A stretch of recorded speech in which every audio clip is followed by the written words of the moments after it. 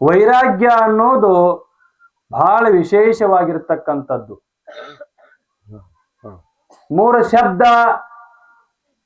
ಅದನ್ನ ಬಾಯಿಂದ ಹೇಳಾಕು ಚಂದ, ಕೇಳಾಕು ಚಂದ, ಆದ್ರ ಬರುವುದು ಮಾತ್ರ ಬಹಳ ಗಂಭೀರ. ಕಾಶ್ಮೀರದ ರಾಜ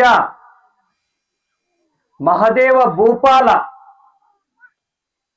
ರಾಜ ಅಂತಂದ್ರ ಅವನ ಸಂಪತ್ತ, ಅವನ ಸೀಮೆ ಎಷ್ಟ ಅನ್ನೋದು ನಿಮಗೆಲ್ಲ ಗುರುತಾಕತಿ. ಬಸವಣ್ಣನವರು ಕಲ್ಯಾಣದೊಳಗ ಕುಂತ ವಿಚಾರ ಮಾಡ್ತಿದ್ರಂತ. ಒಬ್ಬೊಬ್ರ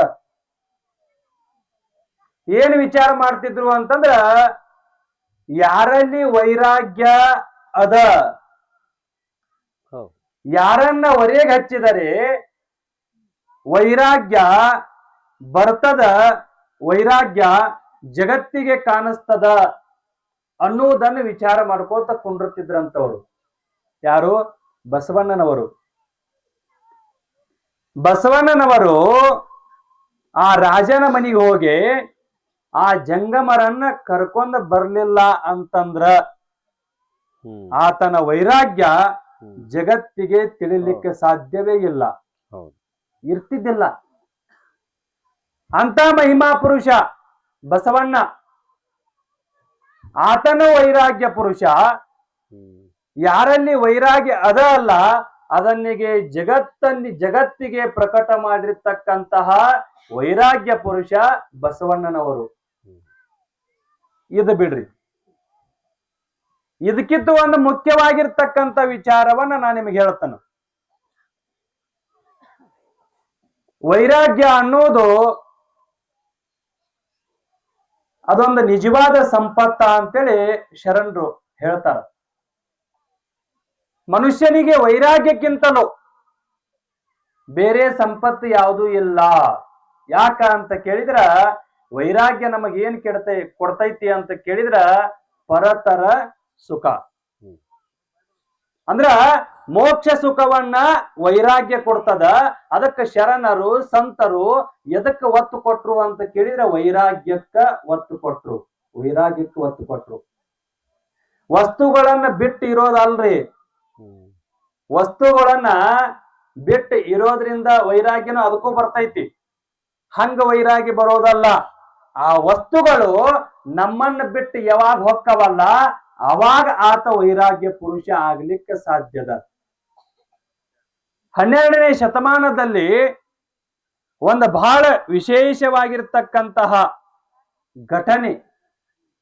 ವೈರಾಗ್ಯ ಅನ್ನುವಂತ ಶಬ್ದ ನಾವು ಕೂಡಲೇ ನಮ್ಮ ಮುಂದೆ ಬರ್ತಕ್ಕಂಥ ಹೆಸರು ಯಾವುದು ಅಂತ ಕೇಳಿದ್ರ ಅಕ್ಕ ಮಹಾದೇವಿ. ಆಕೆಗೆ ಏನ್ ಹೆಸರು ಕೊಟ್ರು ಗೊತ್ತೇನ್ರಿ? ವೈರಾಗ್ಯ ನಿಧಿ. ನಿಧಿ ಅಂದ್ರೆ ಏನು? ಸಂಪತ್ತ.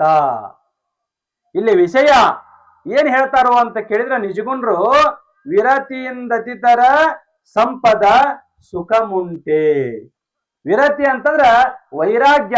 ವೈರಾಗ್ಯಕ್ಕಿಂತಲೂ ನಿಜವಾದ ಸಂಪತ್ತ ಐತೆನೋ ಅಂತ ಕೇಳ್ತಾರ ಅವರು. ಐತೆನೋ ಅಂತ ಕೇಳ್ತಾರ. ಅಕ್ಕ ಮಹಾದೇವಿಗೆ ಏನ್ ಹೆಸರು ಕೊಟ್ಟರು ಅಂತ ಕೇಳಿದ್ರೆ ವೈರಾಗ್ಯ ನಿಧಿ. ವೈರಾಗ್ಯ ನಿಧಿ. ಅದು ಎಂತ ವಯಸ್ಸೈತಿರಿ ನೀವು? 18 ವಯಸ್ಸ. ಮುದುಕರಾಗಂತಲೇ ವೈರಾಗಿ ಬರ್ಬೋದು. ಎಲ್ಲ ಅನುಭವಿಸಿರ್ತಾನೋ ಅವಾಗ ವೈರಾಗಿ ಬರ್ಬೋದು. ಆದ್ರ ಅಕ್ಕ ಮಹಾದೇವಿಗೆ ಯಾವಾಗ ವೈರಾಗ್ಯ ಬಂದಿತ್ತು ಅಂತ ಕೇಳಿದ್ರ 18ನೇ ವಯಸ್ಸಿನಲ್ಲಿ. 18ನೇ ವಯಸ್ಸಿನಲ್ಲಿ. ಅದು ಸಾಮಾನ್ಯವಾಗಿರ್ತಕ್ಕಂಥದ್ದಲ್ರಿ. ಎಂತ ವೈರಾಗ್ಯ ಬಂದಿತ್ತು ಅಂತ ಕೇಳಿದ್ರ ಚನ್ನ ಮಲ್ಲಿಕಾರ್ಜುನನೇ ನನ್ನ ಗಂಡ. ಚನ್ನ ಮಲ್ಲಿಕಾರ್ಜುನನೇ ನನ್ನ ಗಂಡ ಅಂತೇಳಿ ಮನಸ್ಸಿನೊಳಗ ಹೃದಯದಲ್ಲಿ ಆ ಮಲ್ಲಿಕಾರ್ಜುನನನ್ನ ಸ್ಥಾಪನೆ ಮಾಡಿಕೊಂಡು ಅವನ ಜೊತೆನ ನಾನು ಹೋಗಬೇಕು ಅನ್ನುವಂತ ವೈರಾಗ್ಯ 12ನೇ ಶತಮಾನದಲ್ಲಿ 18 ವಯಸ್ಸಿನಲ್ಲಿ ಅಕ್ಕ ಮಹಾದೇವಿಗೆ ಬಂತ್ರಿ. ಇದು ನಿಜವಾದ ವೈರಾಗ್ಯ. ನಿಜವಾದ ವೈರಾಗ್ಯ. ಅವಾಗ ಮನೆ ಬಿಟ್ಟ ಹೋಗ್ಲಿಕ್ಕೆ ನಿಂತಳಕ್ಕೆ ತಾಯಿ. ಅವಾಗ ಕೇಳಿದ್ರಿ ಎಲ್ಲಾರು, ಯವ್ವ ವಯಸ್ಸ ನಿಂದ ಚಿಕ್ಕದೈತಿ, ಒಂದು ಒಳ್ಳೆಯ ವರವನ್ನ ನೋಡಿ ಮದುವೆ ಮಾಡಿ ಕೊಡ್ತೀವಿ, ಮದುವೆಯಾಗಿ ಸುಖದಿಂದ ಇರುವ ಅಂತ ಎಷ್ಟೋ ಯಾರ್ಯಾರೋ ಏನೋನೋ ಹೇಳಿದ್ರಂತ್ರಿ. ಆದ್ರೂ ತಾಯಿ ಕಿವಿಗೊಡ್ಲಿಲ್ಲ, ತಾಯಿ ಕಿವಿಗೊಡ್ಲಿಲ್ಲ.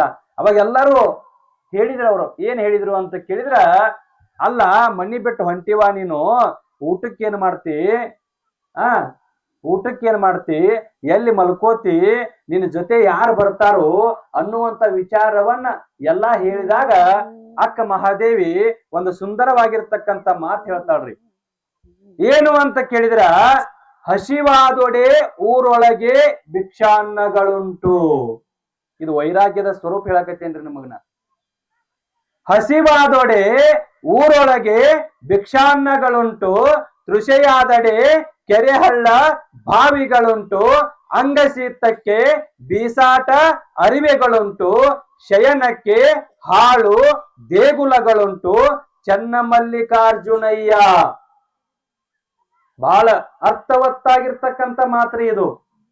ಚನ್ನಮಲ್ಲಿಕಾರ್ಜುನಯ್ಯ ಎನ್ನ ಆತ್ಮ ಸಂಗಾತಕ್ಕೆ ನೀನೆನಗುಂಟು. 18 ವಯಸ್ಸಿನ ಹೆಣ್ಮಗಳ ಬಾಯೊಳಗ ಇಂಥ ಮಾತು ಬರ್ತೈತಿ ಅಂತ ಕೇಳಿದ್ರ ಎಂತ ಅದ್ಭುತವಾಗಿರ್ತಕ್ಕಂಥ ವಿಚಾರ ನೋಡ್ರಿ. ಇದು ಸಾಮಾನ್ಯವಾಗಿರ್ತಕ್ಕಂಥ ವಿಚಾರ ಅಲ್ಲ. ಹೇಳ್ತಾಳಕ್ಕೆ ತಾಯಿ, ಹಸಿವಾದೊಡೆ ಊರೊಳಗೆ ಭಿಕ್ಷಾನ್ನಗಳುಂಟು. ನನಗೆಲ್ಲರೇ ಹಸು ಅದು ಅಂತ ಕೇಳಿದ್ರ ಮನಿ ಮನಿ ಹೋಗಿ ಭಿಕ್ಷಾ ಬೇಡ್ತನು, ಮನಿ ಮನಿ ಹೋಗಿ ಭಿಕ್ಷಾ ಬೇಡ್ತನು ಅಂತೇಳಿ ತಾಯಿ ಹೇಳ್ತಾಳ್ರಿ. ಯಾರೇ ಮನಿಗೆ ಭಿಕ್ಷಕ ಬಂದ್ರಪ್ಪ ಅಂತಂದ್ರ ನಾವೇನ್ ಮಾಡ್ಬೇಕ್ರಿ, ನಮ್ಮ ಮನ್ಯಾಗ ಏನೂ ಇಲ್ಲ, ಮುಂದಿನ ಮನಿಗೆ ಹೋಗು ಅಂತ ಹೇಳ್ಬೇಕನ್ರಿ. ನಾವ್ ಏನ್ ಮಾಡ್ಬೇಕು ಅಂತ ಕೇಳಿದ್ರ, ನಮ್ಮಲ್ಲಿ ಏನ್ ಇರ್ತೈತಿ ಅದು. ಪಂಚ ಪಕ್ವಾನ ಇರ್ಲಿಲ್ಲ ಅಂದ್ರೂ ಸಹಿತ ಒಂದ ತಂಗಳ ರೊಟ್ಟಿಯನ್ನು ನಾವು ಕೊಟ್ಟಿವಪ್ಪ ಅಂತಂದ್ರ ಆ ತಂಗಳ ರೊಟ್ಟಿಯನ್ನ ತಿಂದು ಅವ ಪರಮಾತ್ಮನಲ್ಲಿ ಬೇಡ್ಕೋತಾನ.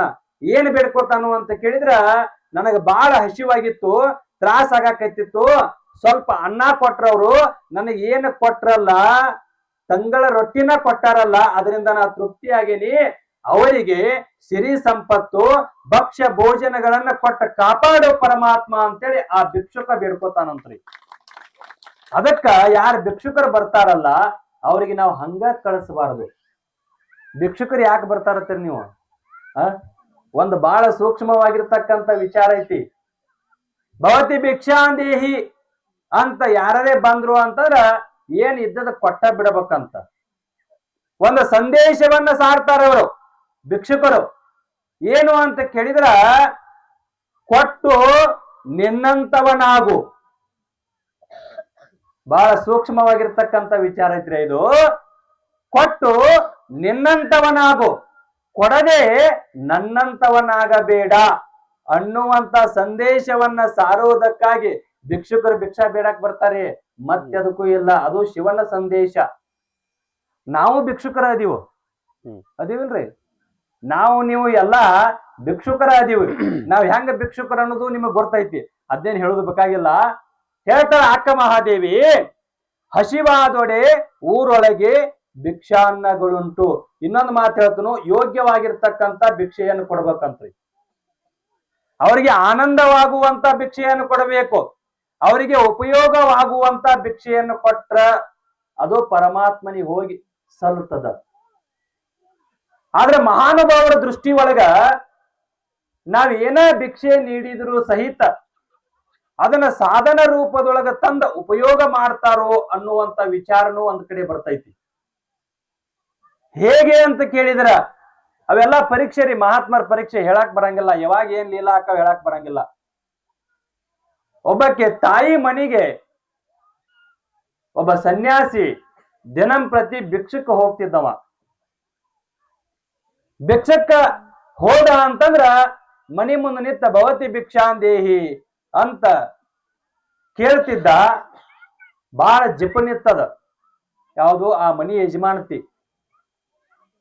ಅಲ್ಲಿ ಬರಾಕತ್ತಿದ್ದ ಅಂತಂದ್ರ ಬಾಗ್ಲಾರೆ ಮುಚ್ಕೋತಿದ್ಳು, ಒಳಗಿನ ಬಾಗ್ಲಾರೆ ಹಾಕೊಂಡ್ ಕುಂಡ್ರತಿದ್ಳು. ಇವನೊಂದು ಪದ್ಧತಿ ಇತ್ರಿ. ಏನು ಅಂತ ಕೇಳಿದ್ರ ಮುಂಜಾನೆ ಎದ್ದು ಕೂಡಲೇ ಶಿವ ಪೂಜಾದಿಗಳನ್ನೆಲ್ಲ ಮುಗಿಸ್ಕೊಂಡ ಒಂದ್ ಮನೆಗೆ ಭಿಕ್ಷಕ್ ಹೋದ ಅಂತಂದ್ರ ಅವ್ರ ಏನ ನೀಡ್ತಾರಲ್ಲ ಅದ್ರೊಳಗ ತೃಪ್ತಿ ಆಗುದು. ಒಂದ್ ವೇಳೆ ನೀಡ್ಲಿಲ್ಲ ಅಂತಂದ್ರ ಮತ್ತ ಮರ್ದನನ. ಇವನಲ್ಲಿ ಹಠ ಮೂಡಿತ್ರಿ. ಏನ್ ಮೂಡಿತು ಅಂತ ಕೇಳಿದ್ರ ಈ ಮನಿಯೊಳಗಿಂದ ಒಂದ್ ರೊಟ್ಟಿ ಅಲ್ಲ ಒಂದ್ ತುಣುಕು ರೊಟ್ಟಿ ರೇ ನಾ ಸ್ವೀಕಾರ ಮಾಡಬೇಕು. ಮರ್ದನ ಬಂದ, ಭೌತಿ ಭಿಕ್ಷಾಂದೇಹಿ ಅಂತಂದ, ಏನೋ ನಿವಾ ಹೇಳಿ ಮತ್ತ ಕಳಿಸಿದಳು. ಮತ್ತ ಮಳ್ಳ ಮರ್ದನ ಬಂದ, ಭೌತಿ ಭಿಕ್ಷಾಂದೇಹಿ ಅಂತ. ಆಕೆ ತಾಯಿ ಏನ್ ಮಾಡ್ತಿದ್ಳು ಅಂತ ಕೇಳಿದ್ರ ಪರಿಸಿ ಒರೆಸ್ತಿದ್ಳು. ಭೌತಿ ಭಿಕ್ಷಾಂದೇಹಿ ಅಂತ ಏನ್ ಅಂದಲ್ಲ. ಅವಾಗ ಏನ್ ಮಾಡಿದ್ಲು ಅಂತಂದ್ರ ಇವಂದು ಬಹಳ ಕಿರಿಕಿರಿ ಆಗೈತಿ, ಕೊಟ್ಟ ಬಿಡಬೇಕು ಅಂತೇಳಿ ವಿಚಾರ ಮಾಡಿ ಆ ಪರಿಸಿಯನ್ನು ಒರೆಸ್ತಿದ್ರು ನೋಡ್ರಿ. ಮಷೇರಿ ಬಿತ್ರಿ ಏನಂತೀರಿ ಅದಕ್ಕ? ಪರಿಸಿ ಒರೆಸು ಅರಿಬಿ ಏನಿತ್ತಲ್ಲ ಆ ಪರಿಸಿ ಒರೆಸು ಅರಿಬಿನ ತಂದು ಜೋಳಿಗೆ ಹೋಗದ್ ಬಿಟ್ಟು. ಯಾವಾಗ ಆಕೆ ಕೈಯಿಂದ ದಾನ ರೂಪವಾಗಿ ಅರಿಬಿ ಜೋಳಿಗೆ ಒಳಗೆ ಬಿತ್ತಲ್ಲ, ಅವಾಗ ಆ ಸನ್ಯಾಸಿ ಏನ್ ಆಶೀರ್ವಾದ ಮಾಡಿದ ಅಂತಂದ್ರ ಅಷ್ಟೈಶ್ವರ್ಯ ಭೋಗ ಭಾಗ್ಯ ಆ ಪರಮಾತ್ಮ ಕೊಡ್ಲಿ ಅಂತೇಳಿ ಆಶೀರ್ವಾದ ಮಾಡಿ ನಡೆದ. ದಿಗಲು ಬಡಿತ್ರಿ ಆಕಿಗೆ, ಹೆಣ್ಮಗಳಿಗೆ. ನಾ ಏನು ಬಂಗಾರ ಕೊಟ್ಟಿಲ್ಲ, ಬೆಳ್ಳಿ ಕೊಟ್ಟಿಲ್ಲ, ಅನ್ನ ಕೊಟ್ಟಿಲ್ಲ, ರೊಟ್ಟಿ ಕೊಟ್ಟಿಲ್ಲ, ಏನೂ ಕೊಟ್ಟಿಲ್ಲ. ಒಂದ ಹರದ ಅರಿಬಿ ಕೊಟ್ಟನಿ, ಪರಿಸಿ ಒರೆಸ್ತಕ್ಕಂತ ಅರಿಬಿ ಕೊಟ್ಟನಿ. ನನಗ್ ಹಿಂಗ ಆಶೀರ್ವಾದ ಮಾಡಿದಲ್ಲ, ಈ ಅರಿಬಿ ತಗೊಂಡ್ ಅವ್ ಏನ್ ಮಾಡ್ತಾನೋ ಅದನ್ನ ನೋಡ್ಬೇಕನ್ನುವಂಥದ್ದು ಈಕಿಗೆ ಕಟ್ಯಾಕ್ ಹತ್ತಿತ್ರಿ ಒಳಗ. ಹಂಗೆ ಸನ್ಯಾಸಿ ಮುಂದೆ ಹೋಗ್ತಿದ್ದ. ಅವಾಗ ಆ ತಾಯಿ ಆ ಹೆಣ್ಮಗಳು ಹಂಗ ಹೋದಳು. ಸ್ವಲ್ಪ ದೂರದೊಳಗ ಅವನೊಂದು ಆಶ್ರಮ ಇತ್ತು. ಹೋಗು ಗುಡ್ದ ಏನಾಗಿತ್ತು ಒಂದ್ ಸ್ವಲ್ಪ ಕತ್ತಲಾಗಿತ್ರಿ. ಆಶ್ರಮ ತುಂಬಾ ಎಲ್ಲ ಕತ್ತಲಾಗಿತ್ತು. ಹೋಗಿ ಗುಡಿಸಲದೊಳಗೆ ಹೋದ. ಆ ತಾಯಿ ಮರಿಗೆ ನಿಂತ ನೋಡ್ಲಿಕ್ಕೆ ಪ್ರಾರಂಭ ಮಾಡಿದಳು. ಅವ ಏನ್ ಮಾಡಿದ ಅಂತ ಕೇಳಿದ್ರ, ಏನು ಗುಡಿಸಲೊಳಗೆ ಹೋದಲ್ಲ, ಒಂದ್ ಚುಮನಿ ಇತ್ತ. ಒಂದ್ ಚುಮನಿ ಆಗಿದ್ರಲೆ ಈಗೆಲ್ಲಿ ಚುಮನಿ ಬರ್ತಾವ? ಚುಮನಿ ಏನಿನ ಇಲ್ಲಿಗ ಒಂದ್ ಚುಮನಿ ಇತ್ತು. ಅದಕ್ಕೆ ಏನ್ ಮಾಡಿದ ಅಂತ ಕೇಳಿದ್ರ, ಆ ಅರಿಬಿಯೊಳಗ ಇರ್ತಕ್ಕಂತಹ ಎಳೆಗಳನ್ನ ತೆಗೆದ. ಒಂದೊಂದ ಎಳೆಗಳನ್ನ ತೆಗೆದ ಹೊಸದ ಬತ್ತಿ ಮಾಡಿದ. ಆ ಚುಮನಿಗೆ ಬತ್ತಿಯನ್ನ ಹಾಕಿದ. ಮ್ಯಾಲ ಒಂದ್ ಸ್ವಲ್ಪ ಎಣ್ಣೆ ಒರಿಸಿ ಕಡ್ಡಿ ಗೀರಿ ಆ ಇದಕ್ಕ ಚುಮನಿಗೆ ಹಚ್ಚಿದ. ಆಶ್ರಮ ತುಂಬೆಲ್ಲ ಅವನೇನು ಗುಡಿಸಲಿತ್ತಲ್ಲ ಆ ಗುಡಿಸಲು ತುಂಬ ಎಲ್ಲ ಬೆಳಕು ಬಿತ್ತು. ಅವಾಗ ಈಕಿಯಲ್ಲಿ ಜ್ಞಾನದ ಜ್ಯೋತಿ ಸಹಿತ ಹತ್ತಿ ಉರಿಲಿಕ್ಕೆ ಪ್ರಾರಂಭ ಮಾಡಿತು. ಯಾವಾಗ ಗುಡಿಸಲದೊಳಗ ದೀಪ ಹತ್ತಿತಲ್ಲ, ಆಕೆಯ ಅಂತರಂಗದಲ್ಲಿಯೂ ಸಹಿತ ದೀಪ ಹತ್ತಿತು. ಆ ಸನ್ಯಾಸಿಗೆ ಸಾಷ್ಟಾಂಗ ನಮಸ್ಕಾರವನ್ನ ಮಾಡಿದಳು. ಯಪ್ಪ ಏನಿದು? ಅವಾಗ ಆ ತಾಯಿಗೊಂದು ಮಾತು ಹೇಳ್ತಾನವ, ಆ ವಸ್ತು ನಿನಗೆ ಯೋಗ್ಯ ಇಲ್ಲ ಅನಿಸಿರಬಹುದು, ಆದ್ರ ನನಗ ಮಾತ್ರ ಯೋಗ್ಯ. ನೀನು ಸಹಿತ ಯೋಗ್ಯವಾಗಿರ್ತಕ್ಕಂಥ ವಸ್ತುವನ್ನ ದಾನ ಮಾಡಿದಿ ಅಂತಂದ್ರ ನಿನಗ ಪರಮ ಶಾಂತಿ ಸಿಗುತ್ತದ ಅಂತೇಳಿ ಆಶೀರ್ವಾದವನ್ನ ಮಾಡಿದಂತ್ರಿ. ಯಾರಿಗೆ? ಆ ಹೆಣ್ಮಗಳಿಗೆ. ಹಂಗ ನಾವೇನ್ ಮಾಡ್ಬೇಕು ಅಂತ ಕೇಳಿದ್ರ, ಭಿಕ್ಷುಕರು ಬಂದಾಗ ನೀವೆಲ್ಲರೇ ಮಹಾದೇವ ಸ್ವಾಮಿಗಳು ಹೇಳ್ಯಾರ ಅಂತೇಳಿ ಪರಿಸಿ ವರ್ಷ ಅರಿಬಿ ಅದು ಕೊಟ್ಟಿರಿ ಎಲ್ಲರೇ. ಹೇಳ್ತಕ್ಕಂತ ವಿಚಾರ ಏನು ಅಂತ ಕೇಳಿದ್ರ, ಯೋಗ್ಯ ಇರದೇ ಇರ್ತಕ್ಕಂತ ವಸ್ತುವನ್ನ ದಾನ ಮಾಡಿದ್ರೆ ಎಷ್ಟು ಸಿಗತೈತಿ, ಇನ್ನು ಅವರಿಗೆ ಉಪಯೋಗ ಆಗ್ತಕ್ಕಂತ ವಸ್ತುವನ್ನ ದಾನ ಮಾಡಿದ್ವಪ್ಪ ಅಂತ ಪರಮಾತ್ಮನ ಅನುಗ್ರಹ ಹೆಂಗ ಹಾಕಿರಬೇಕು ಅನ್ನೋದನ್ನು ವಿಚಾರ ಮಾಡ್ರಿ ನೀವು.